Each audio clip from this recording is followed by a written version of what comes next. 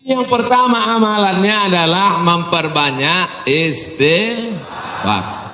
Astaghfirullah Rabbal baraya, astaghfirullah minal khataya. Bagi yang mau pakai lagu-lagu begitu, yang nggak suka lagu, diam-diam aja. Astaghfirullahaladzim, astaghfirullahaladzim, astaghfirullahaladzim, astaghfirullahaladzim, astaghfirullahaladzim. Yang mau panjang, astaghfirullahaladzim alladzi la ilaha illa huwal hayyul qayyum wa atubu ilaih. Yang mau lebih panjang, sayyidul istighfar. Allahumma anta rabbi la ilaha illa anta khalaqtani wa ana abduka wa ana ala ahdika wa wa'dika ma sata'tu a'udzubika min syarri ma sana'tu abu laka bi ni'matika alayya wa abu bi dzambi faghfir li fa innahu la yaghfiru dzunuba illa anta. Yang belum hafal, tulis di Google Sayyidul Istighfar, enter, pilih image, gambar, print, baca, jadikan sebagai wallpaper desktop, dihafal, di print, tempel di dapur dekat kompor.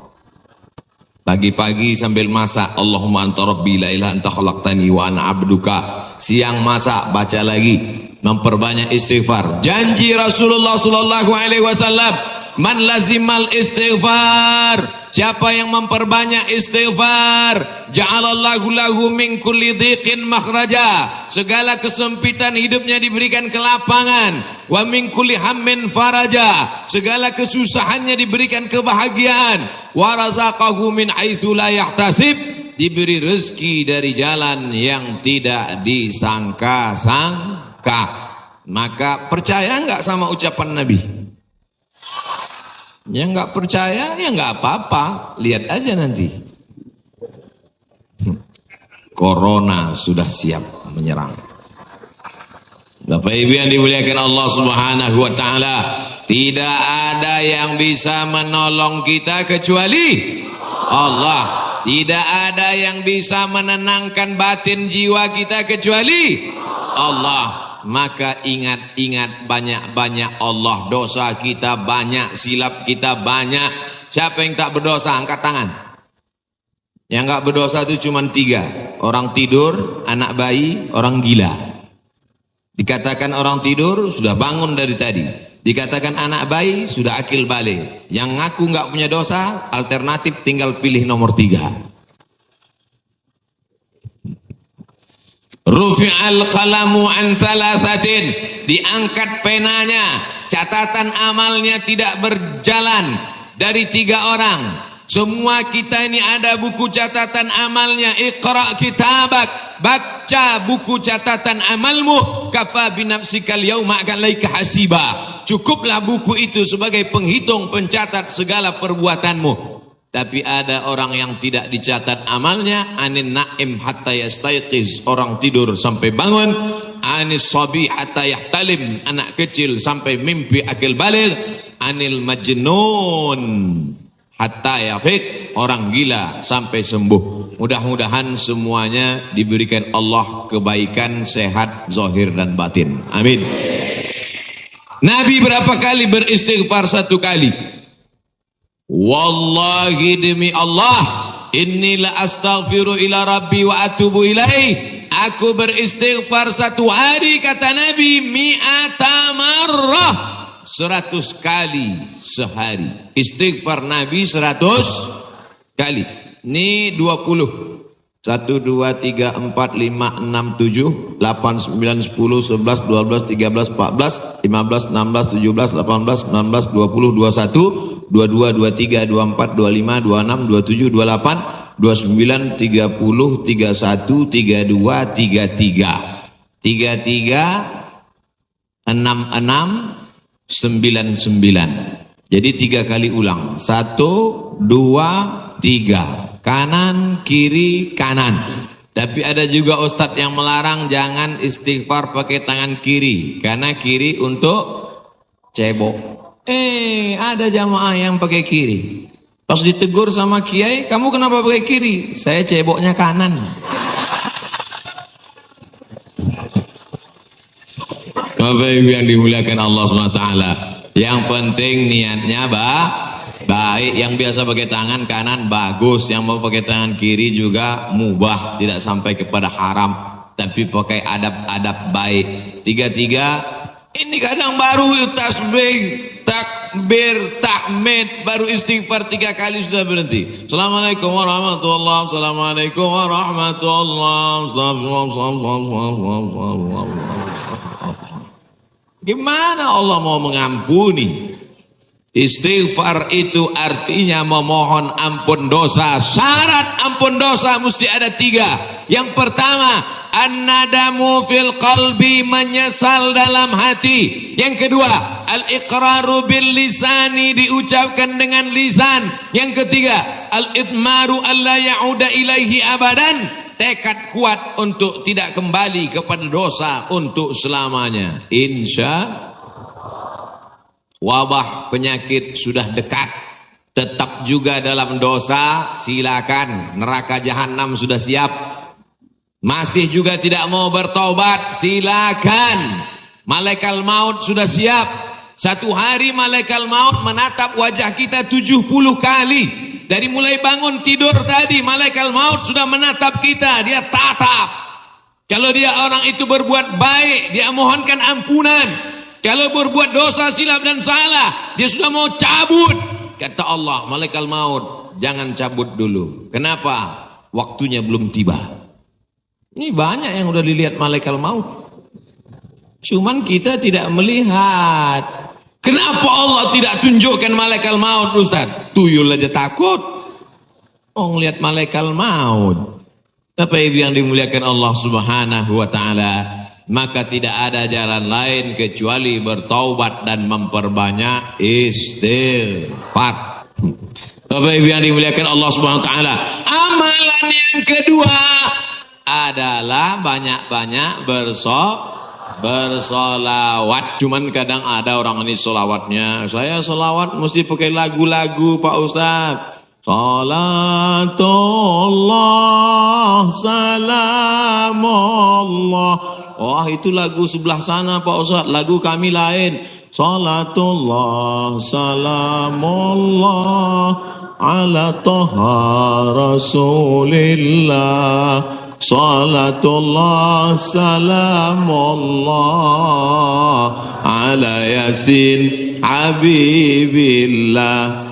Tawassalna bi bismillah wa bil hadi rasulillah wa kulli mujahidin lillah bi ahlil badri ya Allah. Rupanya di Malaysia iramanya lain lagi. Sallallahu ala Muhammad, sallallahu alaihi wasallam, sallallahu ala Muhammad, sallallahu alaihi wasallam. Ya Nabi salam alaika, ya Rasul salam alaika, ya Habibi salam alaika, salawatullah alaika. Yang mau pakai irama bagus, yang mau pakai lantunan bagus, yang nggak mau pakai irama mau diam bagus. Ente kalau nggak pakai suara, ini namanya solawat silent. Saya kalau ribut-ribut itu bising, saya mau hati saya tenang. Jangan salahkan yang solawatnya diam, karena mungkin dalam diam dia mendapatkan ketenangan. Jangan salahkan yang bersolawat bersuara, karena menurut dia dengan bersuara dia sedang mengusir hantu dan setan. Sudah tahu teman ini suka solawat diam, dia sukanya diam, biarin aja. Jangan dia diam malah dibisikin, Allahumma sholli ala sayyidina. Itu namanya ngajak kelahi. Betul. Yang nggak boleh itu melakukan perbuatan yang dilarang oleh Rasulullah Sallallahu Alaihi Wasallam. Oleh sebab itu maka selawat-selawat ini kita baca. Saya maunya selawat yang ada dalam hadis saja. 5 salawat. Ada 5 salawat dalam Sahih Bukhari, Sahih Muslim. Sudah saya tulis dalam buku 99 tanya jawab salat. Nah, ujung-ujungnya jual buku. Bisa di-download gratis dalam bentuk PDF. Print. Boleh kami print? Boleh. Kami jual? Jangan. Baca. Bagikan ke masjid. Kasih ke anak-anak kita. Bentuk solawat. Tapi saya mau solawat yang disusun oleh Imam Al-Haddad. Solawat yang ditulis oleh Imam Abu Ja'far Al-Barzanji. Solawat yang ditulis oleh Imam Al-Busiri. Solawat yang ditulis oleh Imam Ad-Dibai. Solawat yang ditulis oleh Syekh Habib Umar bin Hafiz. Boleh. Karena itu bagian dari doa. Nabi ketika bangun dari ruku, Sami Allahu liman hamidah. Itu pendek itu, jangan sampai panjang. Ada kadang imam panjang. Sami Allahu liman hamidah. Loh, itu kan nggak panjang Pak. Rupanya nama istrinya Hamidah. Mohon maaf Ibu Hamidah, jangan tersinggung. Nabi selalunya Sami Allahu liman hamidah. Rabbana lakal hamdu mil'us samawati wa mil'ul ardi wa mil'u ma syi'ta min syai'in ba'du. Mil apa mil'u Pak Ustaz? La ilaha illallah. Gara-gara mil'a sama mil'u kelahi. Yang satu mengatakan Rabbana lakal hamdu mil'us samawati. Yang satu mengatakan Rabbana lakal hamdu mil'as samawati wa mil'al ardi. Akhirnya antara mil'u dengan mil'a kelahi. Yang ketawa yang nggak sholat, mereka di luar lagi main gaple, lepak bola 6. Dia tengok, kenapa kelahi? Kenapa mereka kelahi dalam masjid? Gara-gara mil'a dan mil'u. Wah, masih solid kita. Maka sudah bersolawat. Tulis itu bagus di grup-grup, di FB, di Instagram. Sudahkah Anda bersolawat hari ini? Komen sudah. Sudahkah Anda bersolawat hari ini? Sudah.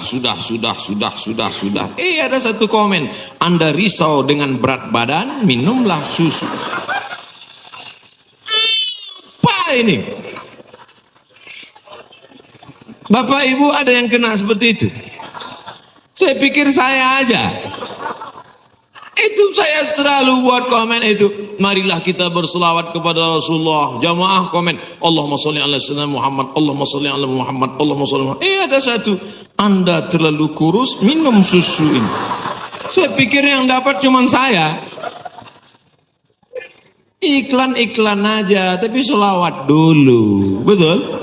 InsyaAllah. Man shalla alayya salatan. Siapa yang berselawat kepadaku 1 kali, sallallahu alaihi biha asra, Allah berikan dia ke 10 kebaikan. Anaknya baik-baik, negerinya baik-baik, badannya baik-baik, lingkungannya baik-baik, semuanya kebaikan dia dapatkan. Huttat anhu asara sayiat, 10 dosanya dihapuskan. Huttat digugurkan, huttat ditutupi. Wa rufi'at lahu 'ashara darajat, dinaikkan 10 derajat tingkatan kemuliaan. Saya yakin dan percaya ini yang berada di atas ini pastilah mereka yang rajin bersolawat, makanya dinaikkan derajat mereka. Selamat. Langsung katanya Pak Ustadz, kalau solawat itu 10, kenapa cuma lantai 2? Anak tangganya lebih 10. Nah, itulah. 2 kemungkinan, karena rajin solawat atau lambat datang. Oh tidak, karena di sini perempuan dimuliakan. Siapa yang mengatakan perempuan dihinakan? Siapa yang mengatakan perempuan tak boleh masuk tempat ibadah? Justru di tempat kami Ustadz, perempuan dimuliakan, diletakkan di tempat yang tinggi. Betul? Ini bagus. Arsitek-arsitek yang mau bangun masjid, tiru Masjid Al-Hasan Bumi Panyawangan, Dewan Kemakmuran Masjid Al-Hasan Bumi Panyawangan. Tiru masjid ini. Ini bagus, karena kadang ada dibuat perempuan di belakang, perempuan di atas. Karena kalau dibuat di perempuan di belakang, itu anak-anak muda yang di belakang itu lain bunyi aminnya. ghairil maghdubi 'alaihim waladdallin. Amin. Rupanya ada anak gadis di belakang. Perempuan bagus di atas. Bapak Ibu nanti insya Allah umur panjang, badan sehat, bisa ke Masjid Hasan II di kota Casablanca. Ibu kota Maroko, tempat saya kuliah, nama negaranya Maroko. Ibu kotanya tulisannya Casablanca. Cara bacanya Casablanca. Casa artinya rumah, Blanca artinya putih. Casablanca rumah warna putih. Bahasa Arabnya ad-darul bayda, dar rumah, bayda putih. Rumah putih. Di sana ada masjid di tepi laut Mediterania, dibangun oleh Raja Hasan II, dan perempuan dibuat di atas. Laki-laki semua khusyuk di bawah. Saya kira ini meniru arsitektur masjid dunia, insya Allah. Cantik luar biasa. Ada kaligrafinya, Masya Allah. Saya yakin semua orang yang masuk ke masjid ini semua berdecak kagum seperti melihat kucing.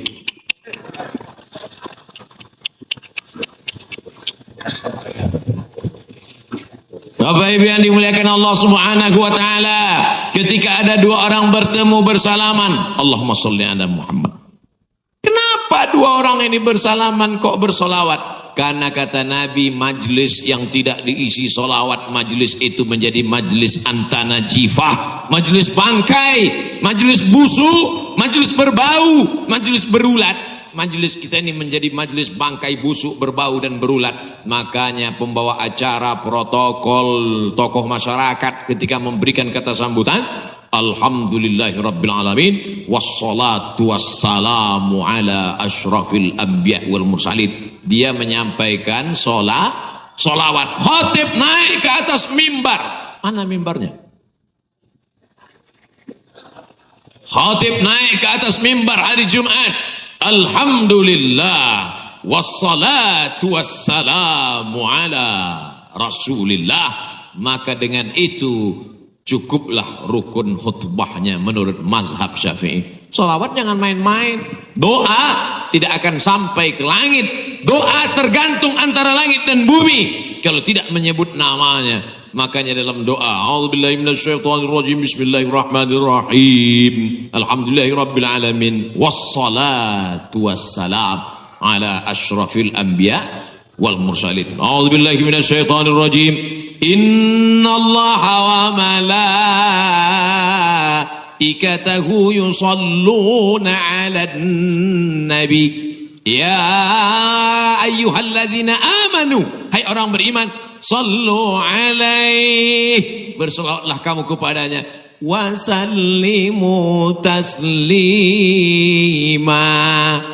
Sahabat semua tahu cara bersalam. Assalamualaikum ya Rasulullah, assalamualaikum ya Habibullah, assalamualaikum ya khaira khalqillah, assalamualaikum ya safwatallah, assalamualaikum ayyuhan nabiyyu wa rahmatullahi wa barakatuh. Kaifa nusalli alaika?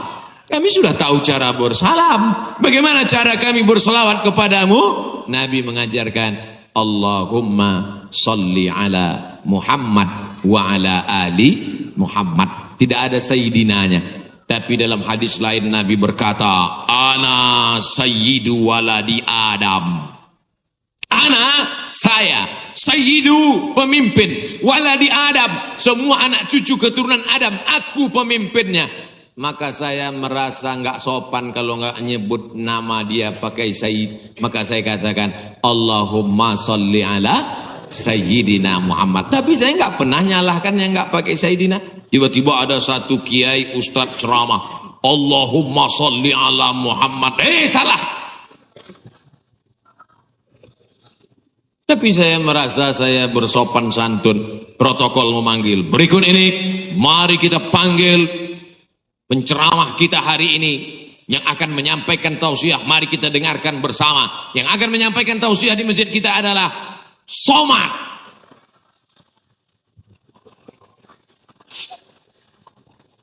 Protokol menyebut begitu panjang nama. Yang akan menyampaikan tausiah adalah Al-Mukarram Sahibul Fadilah Profesor Dr. Abdul Somad LC MA, sedikit lagi almarhum. Saudara yang dimuliakan Allah Subhanahu wa taala, itu hanya tata krama, sopan santun, adat istiadat yang memuliakan Rasulullah sallallahu alaihi wasallam. Jangan sampai kelahi hanya gara-gara masalah sepele, pulang dari masjid benjol. Oh kenapa? Gara-gara Sayyidina. Nauzubillah. Yang penting bersolawat, istighfar, taubat, sudah. Banyak solawat, sudah. Apalagi yang ketiga, shadaqatus sirri tadfa'u mitatas su'i, memperbanyak sedekah sirri, diam-diam, menolak mati jelek, mati buruk, musibah, malapetaka dan bencana. Sedekah diam-diam. Pak, saya mau sedekah. Iya, tapi saya mau mengamalkan sedekah diam-diam. Jangan tulis nama saya. Kami pengurus masjid mau nulis di dinding Pak, whiteboard. Jangan, kalau mau tulis hamba Allah aja. Berapa Pak? 2.000. Aduh. Sahabat Nabi menyumbangkan sumur. Dulu yang paling kaya di Madinah itu orang yang punya sumur. Sampai hari ini minyak lebih murah daripada air. Air lebih mahal daripada korma. Sumur, nama sumurnya Bayroha, letaknya di depan Masjid Nabawi. Yang punya sumur dan kebun korma itu namanya Abu Talhah. Ada disebut dalam hadis. Itu menunjukkan menyebut nama karena menyumbang hukumnya boleh. Karena hadis Nabi menyebut yang nyumbang namanya Abu Talhah. Sampai hari ini di Madinah ada sumur yang diwakafkan oleh Utsman bin Affan, namanya Bi'ru Raumah. Artinya Utsman disebarkan informasinya, dia nyumbang. Turun ayat, in tuqridullaha qardan hasanan yudha'if lahu ad'afan katsirah. Kalau mau beri pinjaman kepada Allah, maka Allah akan berikan balasan berlipat ganda. Datang Abu Dihdah. Apakah Allah perlu pinjaman? Allah tidak perlu pinjaman. Tapi kalau kau tolong agama Allah, Allah akan membantu menolong engkau. Maka dia berikan sumbangan 600 batang pohon kurma. Satu kurma ajwa Madinah 1 kilo 50 rial. Tapi karena kita udah lama kenal, 40 aja ambil. 250.000 Pak 1 kilo. Semuanya ada 600 batang. Berapa miliar itu? Hitung sendiri nanti di rumah hitung. Ada 600 batang. 1 kilonya korma ajwa 50 rial. Kualitas bagus dari Madinah asli. Mantasabbaha, siapa yang pada waktu paginya makan 7 butir korma ajwa, maka dia tidak diganggu setan, tidak bisa kena sihir santet.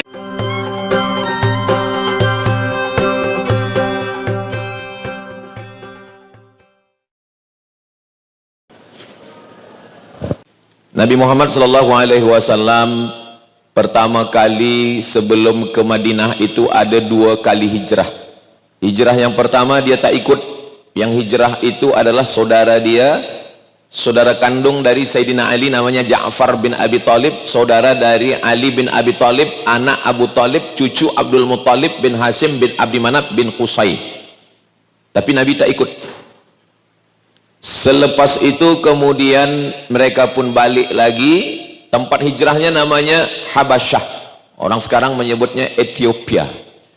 Turun dari Makkah ke bawah Yaman sekarang. Dari Yaman menyeberang Laut Merah ke Djibouti. Dari Djibouti masuk ke Ethiopia, Habasyah. Muslimnya minoriti sekarang.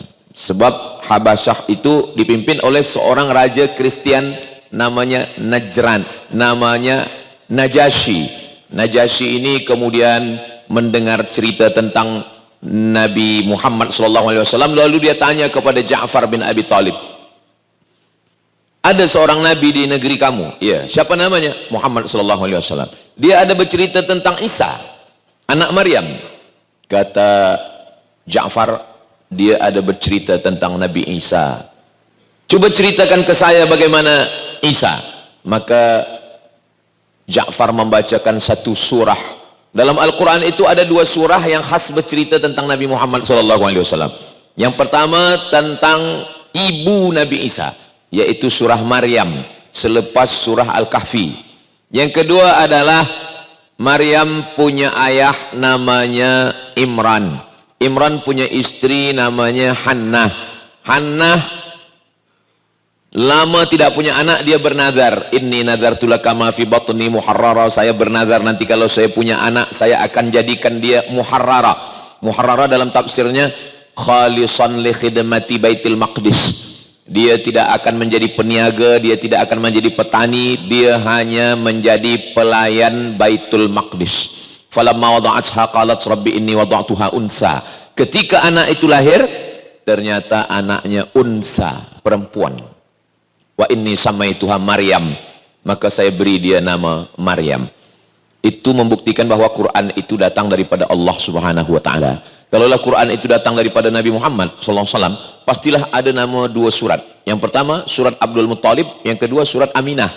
Tapi yang ada dalam Al-Quran adalah surat Ali Imran. Imran datuk Nabi Isa, sedangkan surat Maryam adalah ibu Nabi Isa. Mendengar cerita Nabi Isa yang ada dalam surat Ali Imran dan surat yang ada dalam surat Maryam, melelehlah air mata Najasyi. Apakah Najasyi raja Ethiopia itu masuk Islam atau tidak? Boleh dibuktikan dari solat ghaib. Ketika sampai berita bahwa Najasyi yang ada di Ethiopia mati, meninggal dunia, maka Nabi SAW mengajak sahabat-sahabat untuk sembahyang, tapi jenazahnya tak ada, maka solat itu disebut dengan solat ghaib. Itulah dia asal muasal asbabul wurud dari solat ghaib. Usolli alal janazah, saya solat kepada jenazah, tidak ada jenazahnya kerana dia solat ghaib. Lalu kemudian takbir yang pertama Al-Fatihah, yang kedua salawat, yang ketiga Allahumma firlahu warhamhu wa'afihi wa'afu anhu sampai akhir. Lalu kemudian takbir yang keempat Allahumma la tahrimna ajrahu. Lalu kemudian disyariatkanlah salat ghaib. Ini hijrah yang pertama. Itu membuktikan bahwa Najasyi itu sebenarnya Islam. Karena kalau dia tak Islam, tak boleh kita mendoakan yang tak Islam. Kemudian terlampau jauh hijrah ini. Umat Islam sudah tidak sanggup lagi berada di kota Makkah Al-Mukarramah. Susah.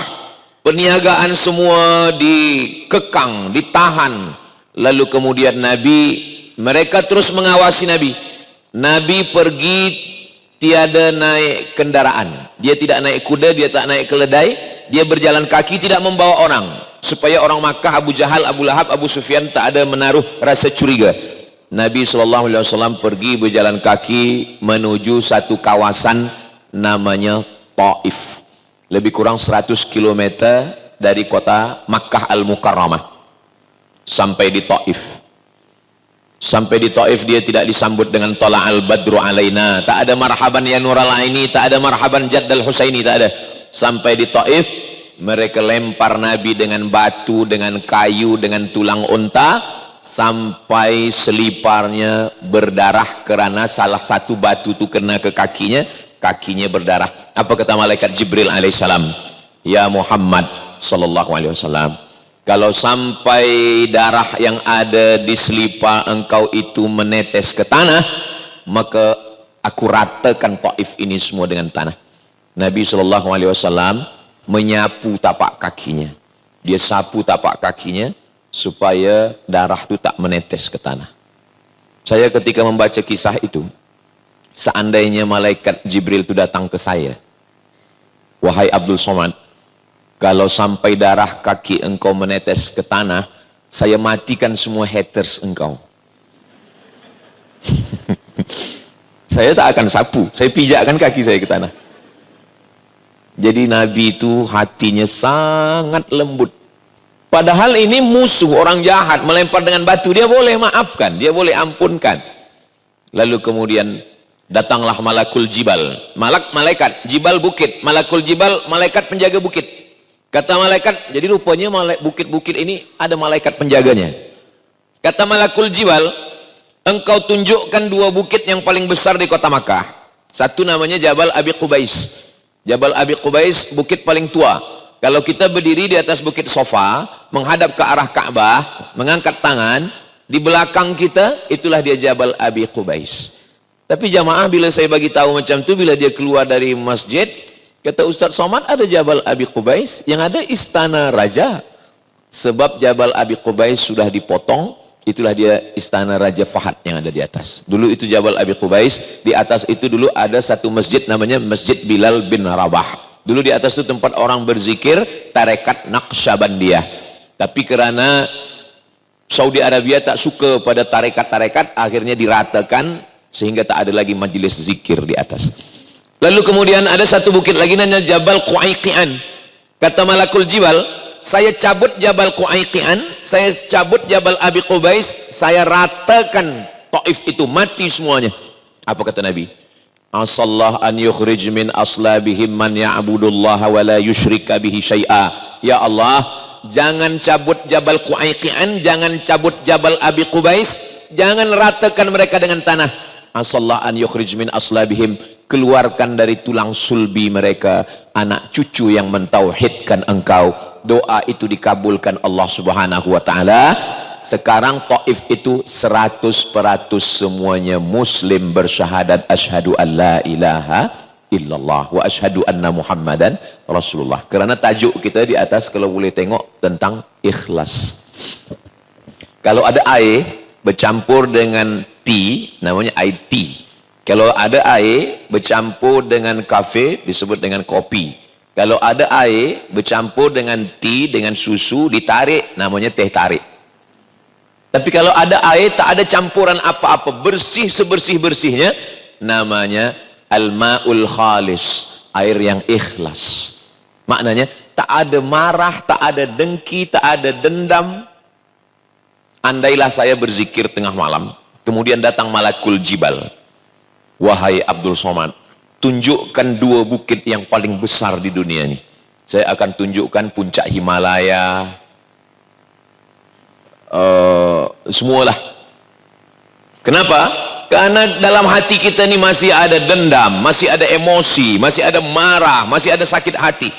Nabi Muhammad sudah hilangkan itu semua. Mudah-mudahan kita dengan banyaknya mengkaji tentang Nabi ini, lama-lama hati kita semuanya ikhlas, bersih karena Allah Subhanahu wa taala. Amin. Lalu kemudian selepas itu Nabi pergi bernaung ke satu taman, kebun punya orang kafir musyrik. Rupanya orang kafir musyrik ini walaupun dia jahat, dia tak sampai hati menengok Nabi dari jauh, dengan kaki terluka duduk bersendirian. Maka dia suruhlah budak sahaya dia, budak hamba sahaya, namanya Addas namanya. Addas, cuba engkau bagi setangkai anggur. Kebetulan waktu itu sedang musim anggur. Ini menunjukkan bahwa kisah ini musim panas. Karena kalau musim sejuk, anggur tak ada, kering semua. Ambil setangkai anggur, bagi kepada dia yang sedang bersedih. Datanglah Addas, budak hamba sahaya miskin susah tadi, memberikan setangkai anggur kepada Nabi Muhammad SAW. Nabi pun mengambil anggur itu, lalu Nabi masukkan ke mulutnya. Kata Nabi, Bismillah. Addas terkejut. Apa kata engkau tadi? Kata Addas, Bismillah. Kata Addas, di Taif ini tak ada satupun orang yang mengenal Allah. Dan mereka kalau makan, mereka tak ada sebut Bismillah. Engkau dari mana? Kata Addas. Kata Nabi Muhammad SAW, saya dari Makkah. Dari mana engkau tahu sebelum makan baca Bismillah? Sebab Allah mengajarkan kepada saya, Samillah, baca Bismillah. Kata Addas, di kampung saya pun kami membaca Bismillah. Lalu Nabi bertanya, engkau dari mana? Saya dari kampung Yunus bin Matta. Rupanya dia dari kampung Nabi Yunus. Kata Nabi Muhammad SAW, Yunus itu adalah saudara saya, sebab kami sama-sama Nabi utusan Allah. Addas langsung bersimpuh ke lutut Nabi, mencium dan memeluk tangan Nabi Muhammad SAW. Karena itulah orang yang dia tunggu selama ini. Rupa-rupanya Addas ini ahli kitab. Alladzina atainahumul kitaba ya'rifunahu kama ya'rifuna abna'ahum. Orang ahli kitab, mereka mengenal Nabi Muhammad SAW sebagaimana mereka mengenal anak kandung mereka sendiri. Mereka tak perlu kenal lama-lama. Cukup sekali waktu makan baca Bismillah, dia dah tahu. Ini pasti adalah salah satu dari utusan Allah Subhanahu wa taala. Jadi kalau ada kawan kita, sahabat kita makan tak baca bismillah, mungkin ini orang Taif sebelum Islam.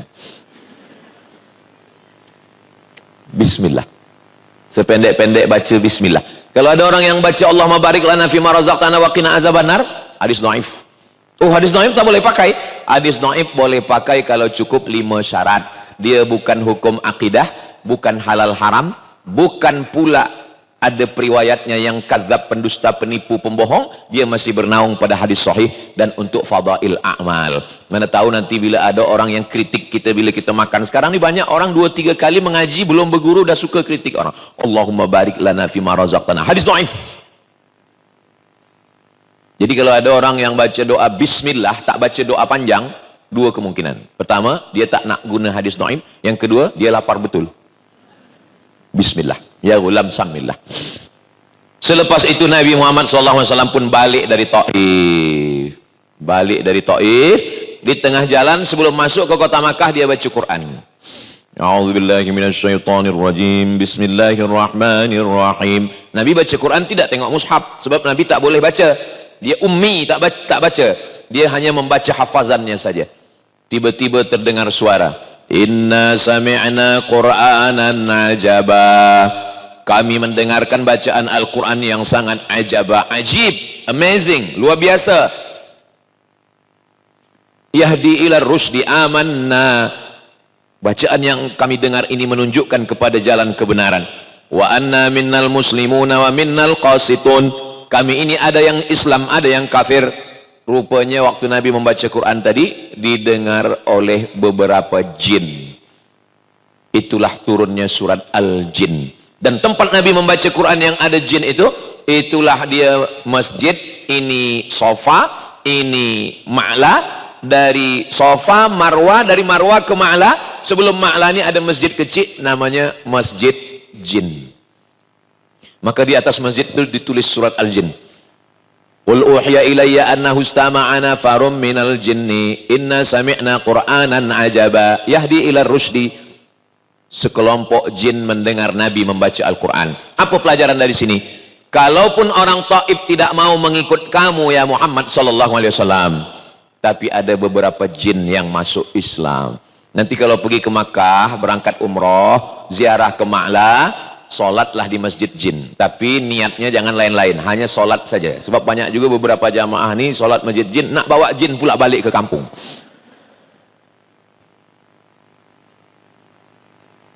Ustaz Abdul Somad, apa hukumnya berkawan dengan jin? Saya pernah ditanya jamaah, kata saya ni orangnya susah nak percaya. Sedang manusia aja saya payah percaya. Apalagi jin. Jadi tak usah mencari kawan-kawan yang lain. Andai saya sedang berzikir, afdalul zikri fa'lam annahu la ilaha illallah. Tiba-tiba datang jin. Hai Abdul Somad, saya adalah jin. Saya nak berkawan dengan kamu. Saya akan jawab, saya tak perlu kawan. Sebab follower saya 9 juta di Instagram. Sombongnya Ustaz Somad. Bukan sombong, maksud saya yang belum follow lah. Jangan berkawan dengan jin. Sebab jin ni banyak yang mengaku elok, baik. Lah, itu Nabi Muhammad SAW, Nabi dijaga Allah Ta'ala. Sedangkan Nabi Sulaiman dijaga Allah. Nabi Sulaiman, datang burung hud-hud. Kata burung hud-hud, saya menengok ada satu kerajaan, rajanya ratu perempuan namanya Ratu Bilqis. Kata Nabi Sulaiman, coba tengok Bilqis di mana. Bilqis sekarang sedang berada di jalan dan tak lama lagi dia akan sampai kepada kerajaan Sulaiman di Palestina. Ratu Sabak, Bilqis di Yaman, 3000 km. Naik pesawat terbang 3 jam baru sampai. Sama macam dari Bandar Seri Begawan ke Kuala Lumpur ke Riau. Lalu kemudian kata Nabi Sulaiman, siapa di antara kamu ni yang boleh membawa kerusi tempat duduk Bilqis itu dari Yaman ke Palestina? Nabi Sulaiman bertanya, ayyukum ya'tini bi'arsyiha qabla an ya'tuni muslimin. Siapa yang boleh membawa kerusi tempat duduk Bilqis dari Yaman ke Palestina sebelum dia sampai? Sebelum dia sampai, kerusinya dah sampai duluan. Sebab Nabi Sulaiman ingin memberikan surprise kepada Bilqis. Nanti bila Bilqis sampai, dia terkejut. Kenapa kursi saya dah sampai duluan? Dia terkejut. Lalu kemudian waqala ifritum minal jin, berkatalah jin ifrit, jin yang berkata, ana atika bihi qabla an ana atika bihi, saya boleh membawa kerusi Bilqis ke Palestina qabla an taquma mim maqamik, sebelum engkau tegak wahai Sulaiman, kerusi Bilqis sudah sampai kemari. Sebelum tegak itu kira-kira berapa second sebelum tegak? 5 second. 1, 2, 3, 4, 5 sampai, kalau tak kena osteoporosis. Mudah-mudahan yang sakit-sakit sehat insyaallah, amin. Tapi rupanya ada yang mengalahkan jin. Siapa dia? Wa qala allazi 'indahu 'ilmun minal kitab, ada seorang lelaki, bukan jin, manusia yang punya ilmu. Apa kata dia? Ana atika bihi qabla an yartadda ilaika tarfuk, saya boleh membawa kerusi Bilqis dari Yaman ke Palestina.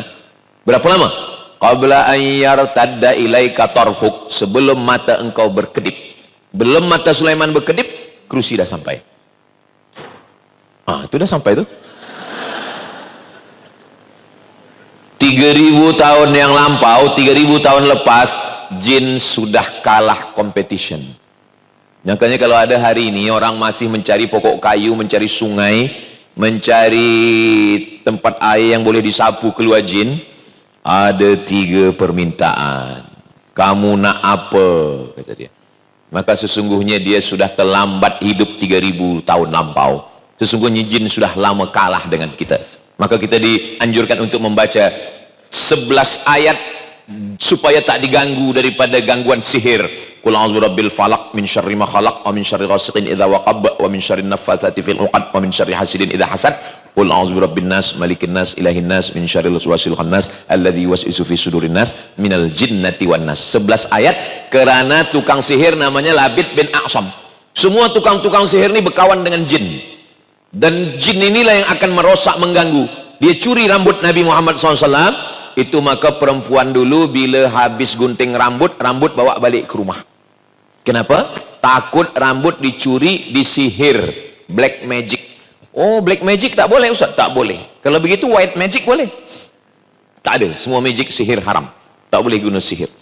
Maka kita disuruh membaca ayat kursi, akhir Al-Baqarah, lillahi ma fis samawati, Al-Fatihah, Qul huwallah 3 kali, Al-Falaq sekali, Qul a'udzubinas sekali. Diambil daun sidir, daun bidara, ditumbuk halus. Kalau tak ada tumbuk, di blend boleh, tapi usahakan blendnya baru. Sebab kalau tidak pakai mandi, ini nampaknya jin pedas, bukan, bekas cabai. Tak ada jin mengganggu. Lepas itu dicampur dengan limau. Ambil limau, potong halus-halus, lepas itu bubuh dengan garam kasar. Daun sidir, limau, garam kasar, semasa dibancur, dicampur, bacakan di situ Al-Fatihah sekali, pangkal Al-Baqarah alif lam mim sampai wa ulaika humul muflihun, ayat kursi, Qul huwallah, Al-Falaq, An-Nas, subhanallah walhamdulillah wala ilaha illallah wallahu akbar, dibaca solawat. Selepas itu diminum sikit, jangan banyak-banyak sebab asam masin. Selepas itu digosokkan ke kepala, ke badan semua. Selepas itu dibilas dengan air bersih kalau ada orang yang diganggu jin dan syaitan. Usahakan orang yang membacanya itu orang yang soleh, orang yang bersih. Sebab kalau orang yang tak bersih, bila dibacakannya itu, syaitannya bukan pergi, dia gelak ketawa. Kata syaitannya, sesama setan jangan menghalau. Maka kita bacakan yang baik-baik. Saya mengaku saya ini bersih baik, tidak. Saya pun banyak juga silap, salah dan dosa. Tapi sebelum itu kita istighfar, minta ampun kepada Allah Subhanahu wa ta'ala. Rupa-rupanya jin ini terbagi pada 2. Anna minnal buka surat Al-Jin juz 29. Anna minnal muslimun, kami ini ada yang jin muslim. Wa minnal qasitun, kami ini ada yang jin kafir. Yang muslim itu taharraw rasyada, selalu mencari jalan yang lurus. Adapun yang kafir, kanu li jahannama hataba, mereka akan menjadi bahan bakarnya api neraka. Mudah-mudahan anak-anak cucu kita dijaga Allah dari gangguan jin syaitan ini insyaallah. Amin ya rabbal alamin. Selepas itu kemudian hijrah ke Habasyah tak jadi. Hijrah ke Taif pun nampaknya kurang elok. Rupa-rupanya ada hijrah tempat yang baik. Itulah dia kampung bernama Yathrib. Yathrib tempat penyakit, Yathrib tempat banyak binatang berbisa, Yathrib tempat banyak bakteri yang tak elok-elok, yang tak elok banyak. Yathrib, Nabi setiap ada nama kampung, nama orang yang tak elok, Nabi ganti, Nabi ubah dengan nama yang baru. Yathrib. Cubalah kalau kita ditanya orang, Ustaz nak ke mana? Saya nak ke kampung banyak penyakit, tak elok, negatif. Maka dirubah Nabi menjadi Al-Madinah Al-Munawwarah. Al-Madinah kota, city. Al-Munawwarah yang terang dengan cahaya. Al-Madinah Al-Munawwarah. Doa itu dikabulkan Nabi. Sekarang bila orang naik ke bulan, dia tengok ke bumi, kota yang paling terang benderang di dunia ini sekarang dua. Yang pertama Makkah Al-Mukarramah, yang kedua adalah Al-Madinah Al-Munawwarah, terang benderang. Saya pernah nak bagi manasik kepada polis minta saya bagi manasik haji di office dia. Saya sampai di office, selamat datang Ustaz Abdul Somad, kita manasik. Mana jamaahnya tuan polis? Tak ada, saya seorang saja. Hah? Kita berdua saja? Ya. Ada satu yang saya nak tanya Ustaz. Apa nak tanya? Saya biasa kalau saya nak pergi ke suatu kota, saya cek dulu hotel saya di mana, nanti saya kerja urusan di mana, lalu kemudian dari hotel ke tempat saya kerja ni berapa kilometer jalannya. Terus apa yang nak tanya? Tapi Makkah Madinah ini Ustaz Abdul Somad, saya dah cek hotel saya di sini, Masjidil Haram di sini, Masjid Nabawi di sini. Terus apa masalahnya? Aplikasi alat yang saya pakai nak tengok tu tak boleh tengok sebab terlampau terang. Macam mana ni Ustaz? Kata dia. Saya jawab, saya pun baru tahu sekarang. Dia polis, dia nak guna alat nak tengok tu pun tak boleh cek. Sebab apa? Sebab terlampau terang benderang. Orang kalau terlampau terang, kalau kita tengok lampu yang terlampau terang, mata kita silau, tak boleh. Itu maka puan-puan jangan terlampau banyak pakai skincare. Nanti suami balik silau, kata dia. Nah, sampai mana cerita kita tadi? Lalu kemudian Nabi Muhammad SAW pindahlah ke kota Al-Madinah Al-Munawwarah. Berawalnya hijrah ini daripada hari Khamis. Masya Allah, tabarakallah. Kita masa membuat jadual ini tak ada kita tengok hari Khamis semalam, hari ini hari Jumat. Dan memang hijrah ini berawal daripada hari Khamis. Pada hari Khamis berkumpullah semua kepala-kepala suku, kabilah-kabilah yang ada. Apa agenda mereka? Bagaimana membunuh Muhammad sallallahu alaihi wasallam. Bagaimana cara kita membunuh dia? Yang satu mengatakan, kita ikat tangan kaki dia, kita letakkan dia di samping Ka'bah, kita kurung dia dalam box, jangan bagi makan, jangan bagi minum, biarkan dia mati kering di samping Ka'bah sebab panas. Yang satu tak bersetuju. Kata satu kepala suku, itu kita buat. Kata yang satu, saya tak bersetuju. Sebab apa? Sebab dia punya banyak pengikut. Nanti kalau pengikut-pengikut budak hamba sahaya yang kuat-kuat, budak-budak hitam dari Habasyah ini menengok tuan mereka disakiti, mereka nanti akan mengamuk, akan terjadi revolusi dan kita semua akan mati. Okey, ada idea lain? Yang satu mengatakan, kalau begitu kita hantar saja dia ke tempat yang jauh. Selepas kita hantar dia tempat jauh, kita tenang, kita selesa, tak ada lagi yang ganggu kita di kota Makkah. Ini pun tak boleh, sebab dia bercakap mulutnya manis. Orang semua nanti akan ikut dia. Bila dia pergi ke suatu tempat yang jauh, nanti di sana dia akan banyak pengikut, nanti dia akan balik ke Makkah, dia akan bunuh kita semua. Macam mana?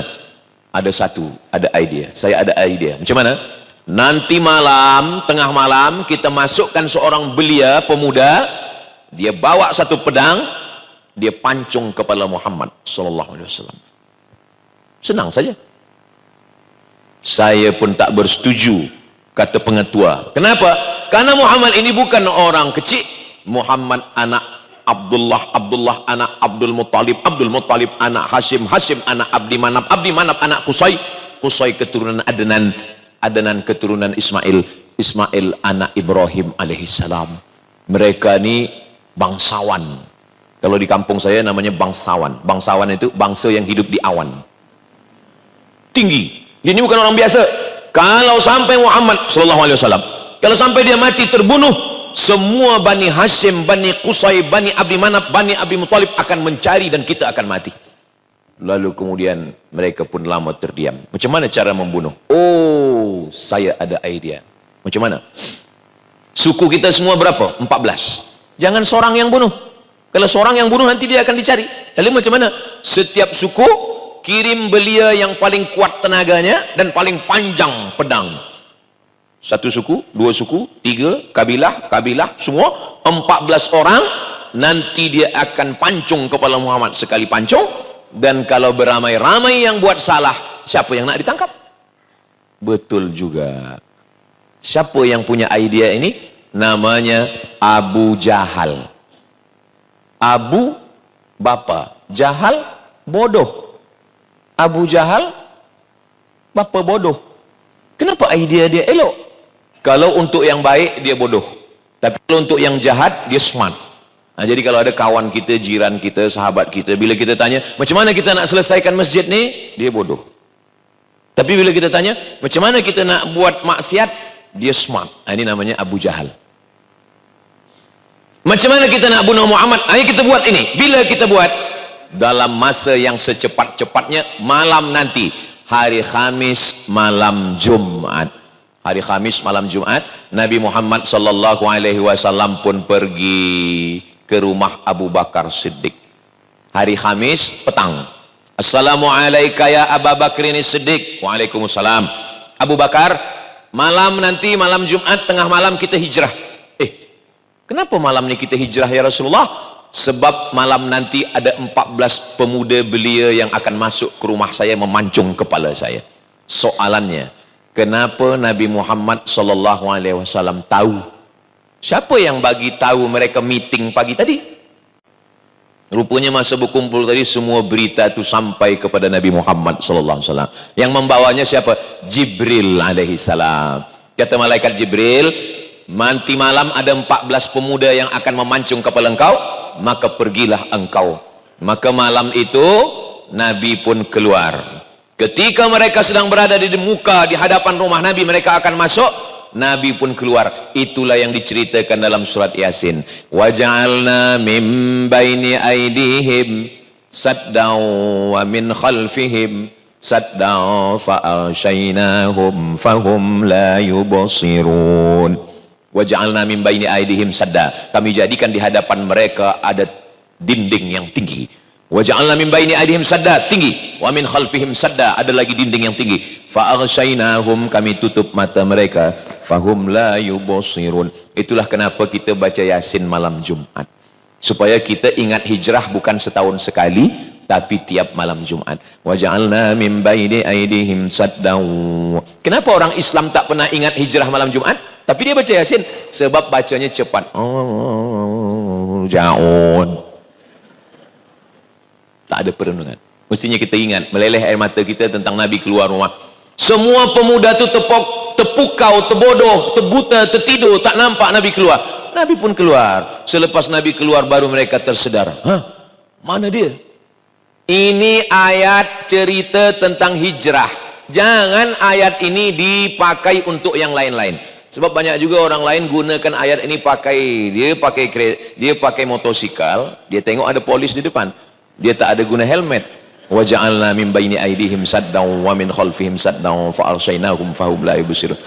Kata polis, saya hafal juga ayat itu. Kita sama-sama baca Yasin. Saya pun dengar juga tazkirah Ustaz Somad. Tapi kalau saya tengok di masa tazkirah di Hotel Rizkun awak tak ada, saya tonton streaming, kata dia. Maksudnya bahwa ayat-ayat itu jangan salah guna. Ini kadang banyak lelaki balik malam lambat pukul 12 supaya isteri tak tahu. Waja'alna min baini aydihim saddan wa min khalfihim saddan fa arshaynahum fahum la yubsirun. Dia hidupkan lampu. Welcome, kata dia. Lalu kemudian Nabi SAW dia tidak hijrah. Dia naik ke atas Jabal Thur. Kalau turun Iqra bismi rabbikal ladzi khalaq khalaqal insana min 'alaqin iqra wa rabbukal akramul ladzi 'allama bil qalam, Jabal Nur. Kalau tempat Nabi 3 malam di atas transit Jabal Thur. Bezanya tulisannya sama, alif lam Waw, ra. Tapi yang satu titiknya satu. Jabal Nur. Yang satu lagi titiknya 3. Jabal Thur. Banyak orang balik umrah, balik haji, bercerita kepada jiran dia. Saya naik ke Jabal Thur. Padahal dia naik Jabal Nur. Yang bercerita lupa, yang mendengar tak tahu. Sama-sama mengangguk. Tak apalah. Beza sikit. Nur sama Thur sama-sama di situ. Asal jangan suami salah jawab bila ditanya istri. Siapa nama istri abang? Thur. Rupanya Nur. Nah, itu boleh hijrah, pindah ke alam lain. Naiklah Nabi ke atas bersama dengan Abu Bakar Siddiq selama 3 malam. Malam Jumat, malam Sabtu, malam Ahad. Itu maka saya di mana-mana tazkirah hanya 3 malam. Saya sampai di Bandar Sebergawan hari Rabu. Malam Khamis, malam Jumat, malam Sabtu. Sabtu balik. Maka saya kalau ditanya orang, kenapa tak boleh 4 malam Ustaz? Sebab Nabi transit hanya 3 malam. Lalu kemudian selama 3 malam, kenapa dia tidak terus saja hijrah? Sebab kalau dia terus hijrah, semua musuh dah menunggu. Ini maknanya, dalam hidup mesti ada strategi. Hijrah itu bukan langkah kaki bismillahirrahmanirrahim, la haula wala quwata illa billah. Tidak begitu, ada strategi tentang menghadapi hidup ini. Ini sekarang banyak umat Islam ini kalau ditanya, macam mana strategi kita menghadapi masa depan? Bismillahirrahmanirrahim, la haula wala quwata illa billah. Serahkan pada Allah. Itu bukan ajaran Nabi Muhammad SAW. Macam mana Islam ini mesti kuat, mesti ada strategi. Maka Nabi SAW naik ke atas 3 malam. Siapa yang membawakan berita ke atas?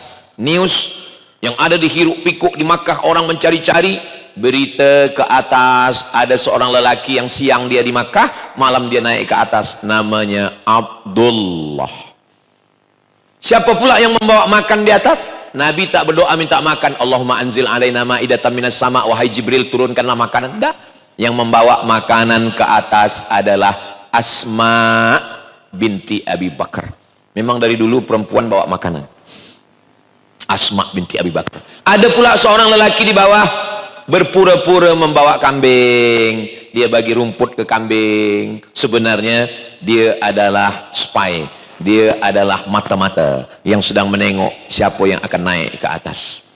Siapa yang mengawani Nabi di atas? Yang menemani Nabi di atas adalah Abu Bakar Siddiq. Sebelum masuk ke dalam lubang batu, Abu Bakar Siddiq menahan Nabi SAW.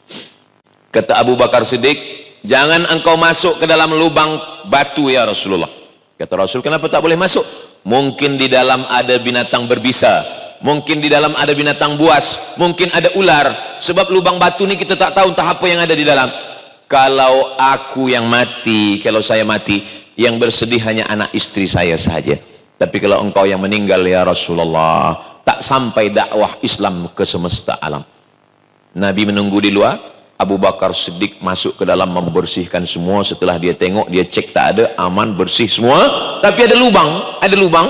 Lalu Abu Bakar Siddiq duduk di lubang itu. Dia duduk di situ. Selepas itu dia katakan, masuklah wahai Rasulullah. Rasul pun masuk. Abu Bakar Siddiq dia luruskan kakinya. Abu Bakar Siddiq bersandar, meluruskan kakinya. Tengah malam dia pun tertidur.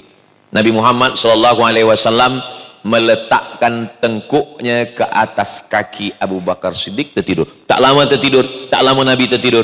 Tiba-tiba Nabi terjaga, terbangun dari tidurnya. Nabi terjaga kena ada air yang menetes dari atas. Musim panas, tak mungkin ada air hujan, tak mungkin ada embun. Ini di Arab, bukan kita sedang berada di Brunei Darussalam. Kata Abu Bakar Siddiq, dia tanya, air apa ini wahai Abu Bakar? Kata Nabi kepada Abu Bakar. Kata Abu Bakar Siddiq, air mata Abu Bakar jatuh ke wajah Nabi. Kenapa engkau menangis Abu Bakar? Kata Abu Bakar Siddiq, rupanya di lubang yang dia duduk itu ada binatang berbisa menyengat kakinya dan dia tidak gerakkan. Dia tahan kakinya, tidak bergerak. Dia boleh tahan kakinya. Yang dia tak tahan adalah air matanya menetes, menahankan sakit. Itu maka kalau kita sebut dalam sembahyang tarawih, Al-Khalifatul Awal Sayyiduna Abu Bakrin Siddiq, dan semua jamaah menjawab. Di Brunei Darussalam macam itu juga. Al-Khalifatul Awal Sayyiduna Abu Bakrin Siddiq radhiyallahu anhu. Itu untuk membezakan kita dengan Syiah. Sebab Syiah melaknat Abu Bakar, Syiah melaknat Umar, sebab mereka menganggap Abu Bakar dan Umar beserta Utsman mengambil khilafah kekuasaan Sayyidina Ali. Sedangkan kita ahlu sunnah wal jamaah sampai hari ini, sampai Ramadan ini, bila disebut nama Abu Bakar kita kata radhiyallahu an, Allah meridai dia. Saya dari mula hari hari Rabu, hari Khamis, hari Jumat, esok hari Sabtu, last kali subuh, esok pulang, bila pengacara sebutkan nama saya, kita akan dengarkan tazkirah dari Ustaz Abdul Somad. Belum ada lagi jamaah yang menjawab radhiyallahu an. Belum ada. Kenapa?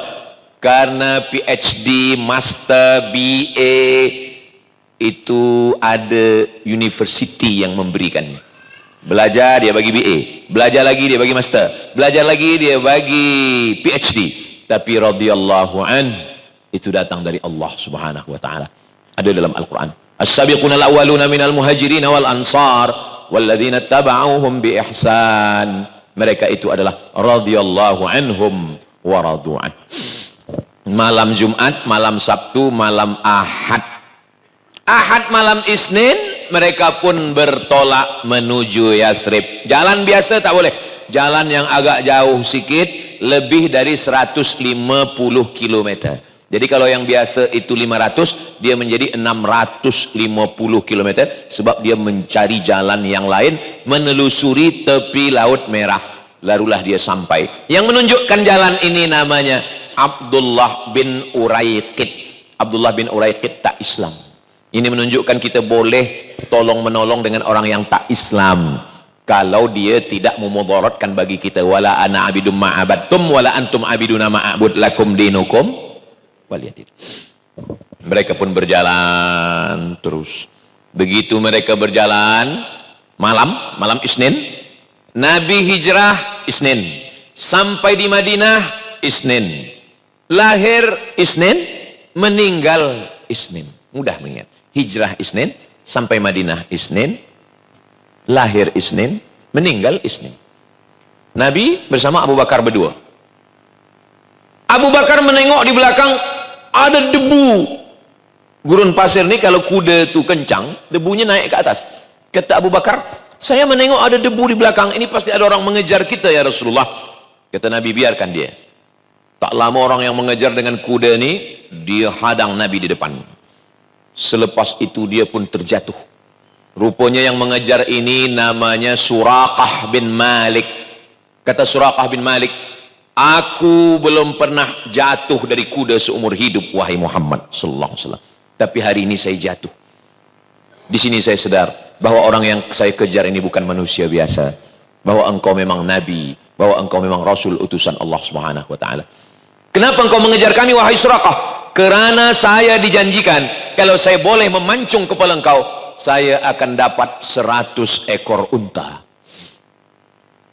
Kata Suraqah bin Malik, saya akan balik ke kota Makkah. Apa jawab Nabi kepada Suraqah? Hanya satu saja. Aghib anna. Diam. Silent. Sembunyikan berita tentang kami. Jangan kau cakap apa-apa. Baliklah ke kota Makkah. Apa pelajaran yang kita boleh ambil dari sini?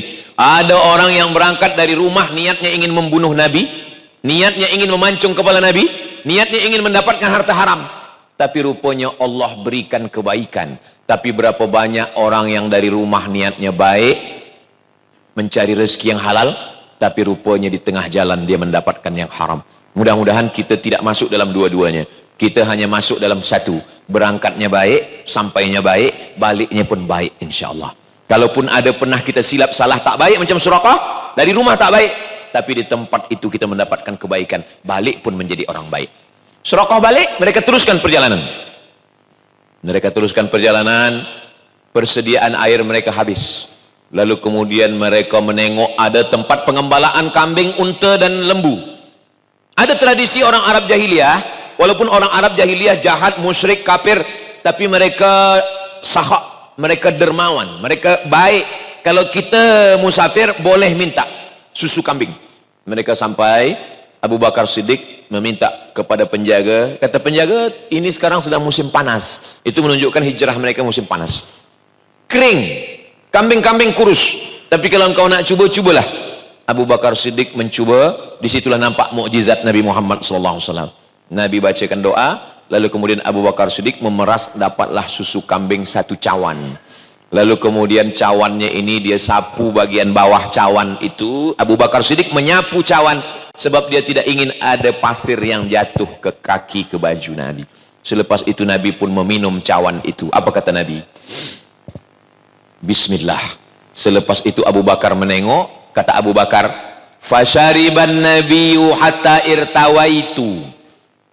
Nabi meminum air susu kambing itu hatta irtawaitu, sampai hausku hilang. Saya waktu membaca buku ini pertama kali, mungkin buku ini salah ini. Sebab rasa-rasa Nabi minum, haus Abu Bakar hilang.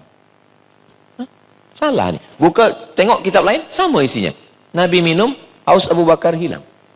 Saya musafir dengan Ustadz Muaz. Kami berjalan. Kemudian kami singgah ke tempat susu kambing. Lalu saya sila Ustadz Muaz minum. Apa kata saya? Menengok Ustadz Muaz minum, haus saya menjadi-jadi. Bukan hilang.